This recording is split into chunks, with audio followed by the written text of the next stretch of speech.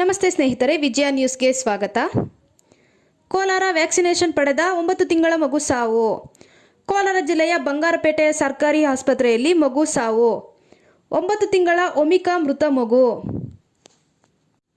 ಬಂಗಾರಪೇಟೆಯ ಪಟ್ಟಣದ ಅಮರಾವತಿ ಬಡಾವಣೆ ನಿವಾಸಿಗಳಾದ ಮುರಳಿ ಹಾಗೂ ಪೂಜಾ ದಂಪತಿಗಳ ಮಗು. ಇಂದು ಬಂಗಾರಪೇಟೆ ಆಸ್ಪತ್ರೆಯಲ್ಲಿ ಲಸಿಕೆ ಕೊಡಿಸಿದ ಪೋಷಕರು. ಲಸಿಕೆ ಪಡೆದು ಮನೆಗೆ ಹೋಗಿ ಹಾಲು ಕುಡಿಸಿ ಮಲಗಿಸಿದ ನಂತರ ಮಗು ಸಾವು ಆರೋಪ. ವೈದ್ಯರ ನಿರ್ಲಕ್ಷ್ಯದಿಂದ ಮಗು ಸಾವನ್ನಪ್ಪಿದೆ ಎಂದು ಪೋಷಕರ ಆಕ್ರೋಶ.